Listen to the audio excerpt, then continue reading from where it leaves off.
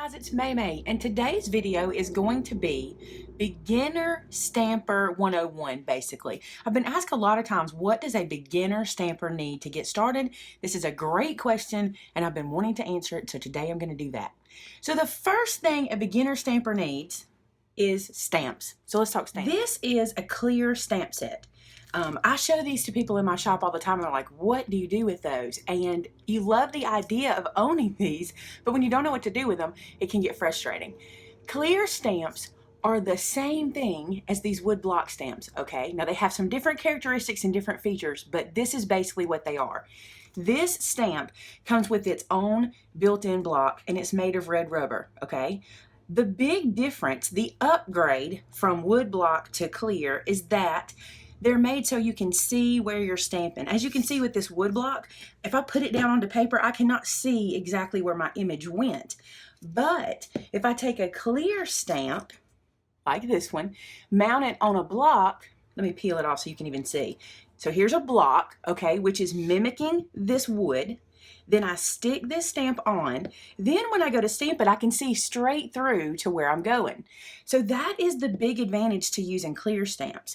Also, another advantage is storage for clear stamps. They're much easier. You can see the difference. I can store them so much easier than I can these big woodblock stamps. I still love these stamps. I still buy these stamps lots of times because I'm just addicted to stamps, but this is not what I recommend for a beginner stamper. You might think, well, I'll buy this because it's maybe less expensive or I found one on clearance. But to be honest, I think to get a really good project with the woodblock stamps, you need a little skill. You need a little more practice with these guys, because to make them work correctly and to really know what you're doing, you really need to use a stamp positioner with them. This is a little stamp positioner, and you need to kind of master this to use this woodblock. So if you're a beginner stamper, I don't recommend starting with these, although I know they're cute and you want to have them. This is not the easiest. Isn't that crazy? But what happens is whenever a company brings out a product, like when woodblocks came out probably hundreds of years ago, I don't even know how long ago, this was what we had.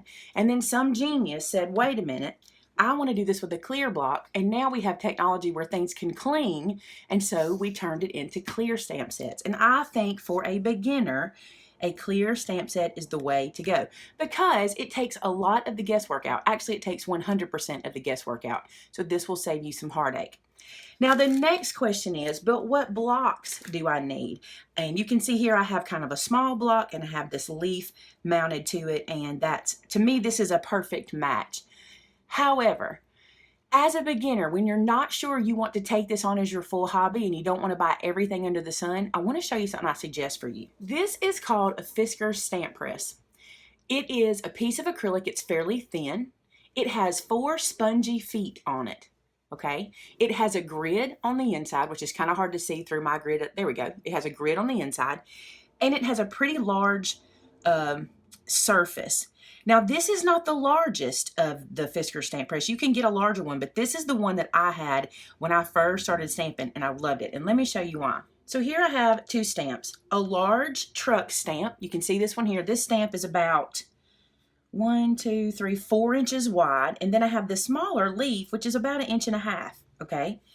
I can take this stamp press, this one press, and I can pick up this truck, which is a 4-inch stamp, and then I can take it to my project, and because of these little foam squares, I can wiggle it and move it and kind of position that where I want my stamp to go, and I can see through the press, and it really makes stamping easier. Also, your hand dexterity and the way you're putting the pressure on the outside is just really easy with this guy, okay?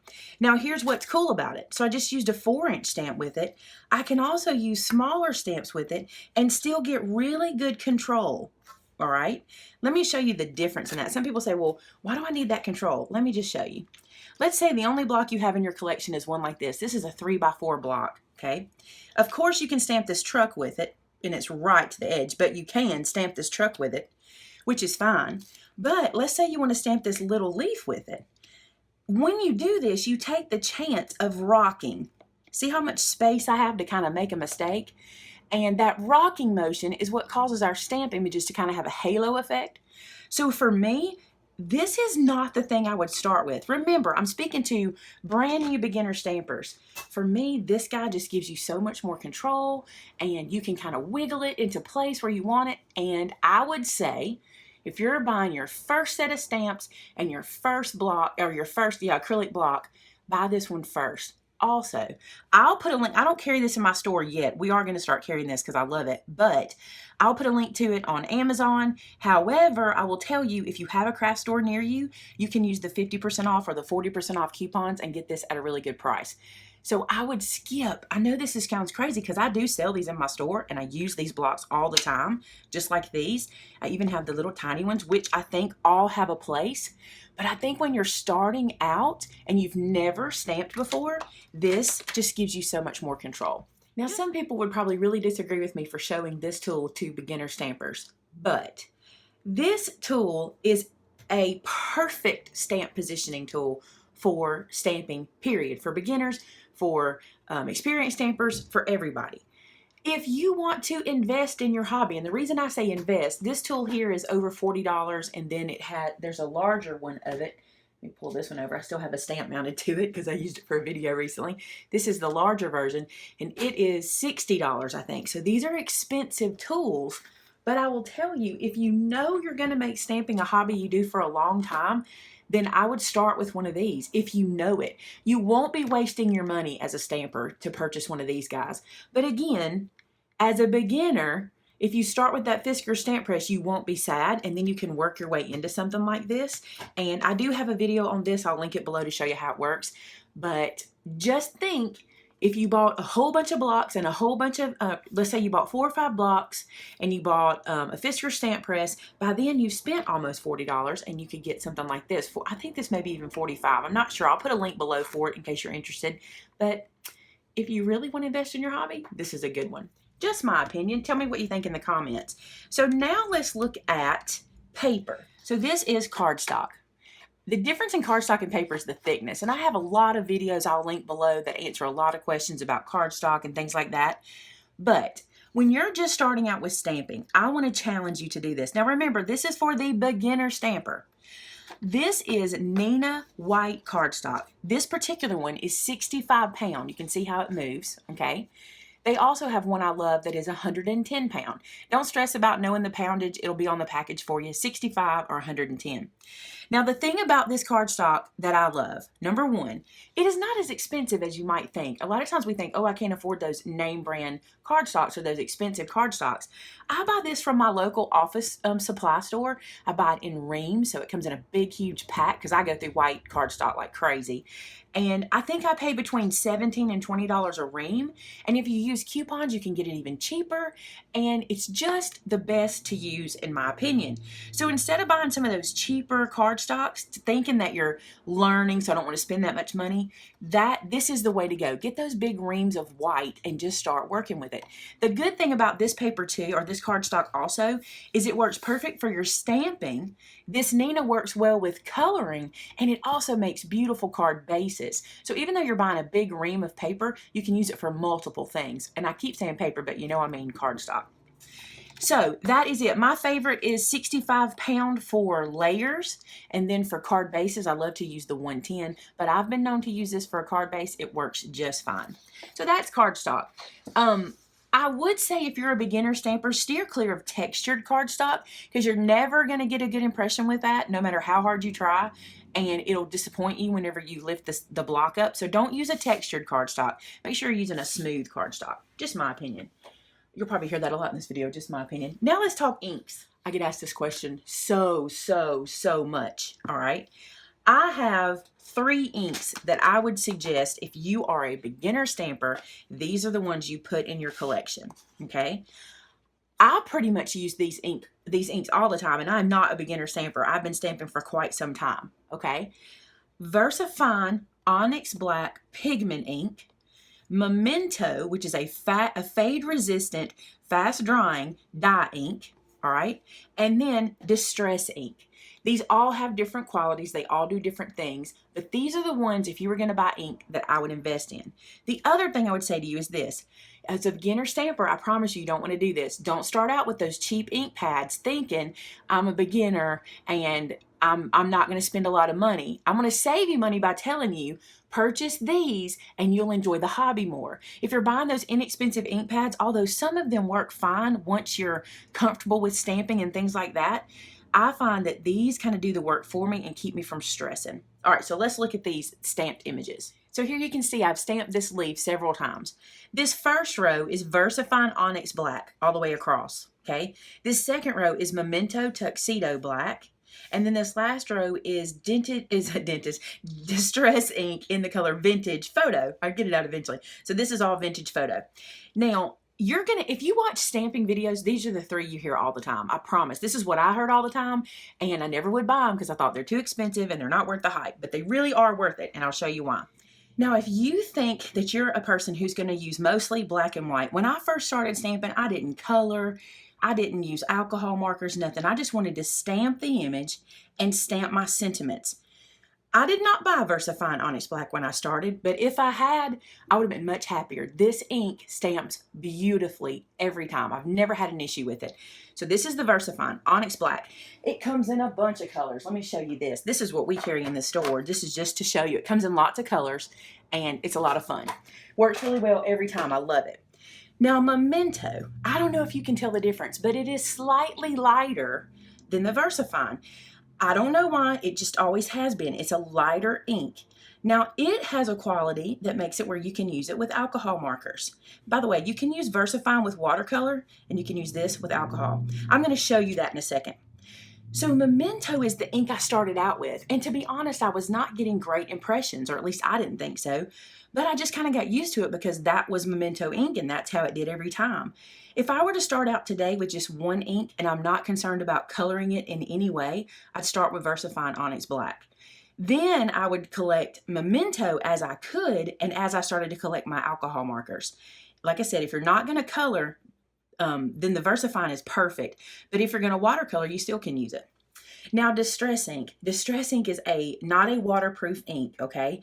It does not stamp with a perfectly crisp, solid image because it is Distress Ink. Sometimes it can pull up on your stamps, but it's a beautiful effect that you can get from the Distress Ink, and I really like it.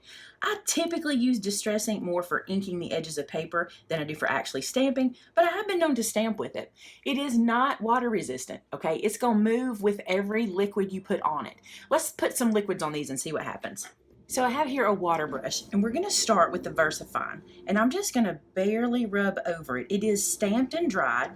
This is not wet ink that I'm rubbing this over, and you can see how that is not moving at all with the water. I'm even going to bleed some water out. Can you see how I've got a little dollop there and smear it around? And you can see that is not moving. Now, my paper did take some bead up from that. My paper's starting to bead there, but that's because it's not really perfect for watercoloring.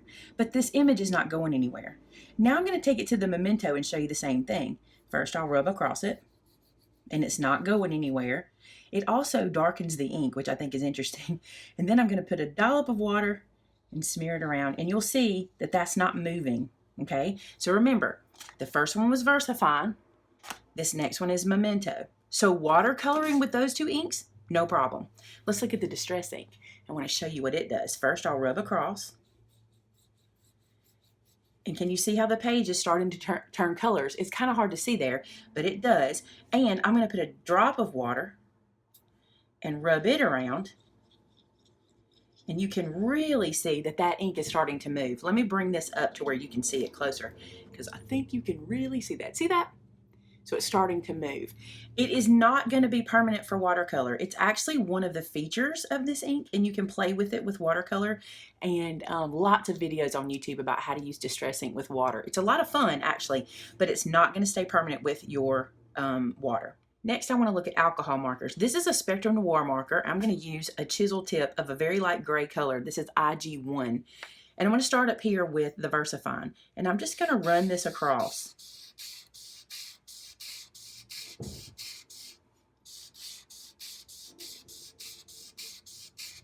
And I've zoomed you guys in.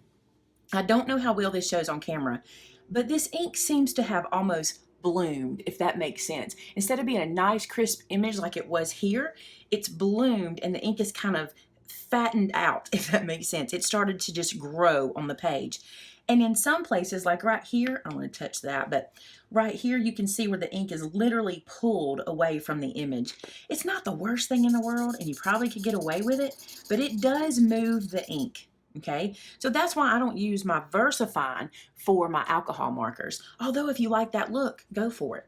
Let me show you the difference between it and this memento here. So this is the memento stamp, and I'm going to do the same thing. I'm going to run across. That's one time across, and you can see that that ink has not moved or bled or anything. It is crisp. I'll even bring them next to each other so you can see. See the difference? It's crisp and it's staying in place, and it is perfect for alcohol markers.